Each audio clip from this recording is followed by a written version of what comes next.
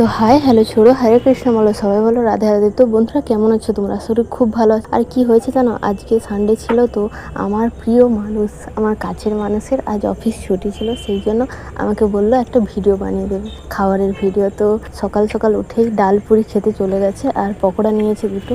Test করে এসে বলছে আমি তোমাকে দুটো ভিডিও পাঠাচ্ছি, আর টেস্টটা মারাত্মক ছিল সেই ডাল পুরি।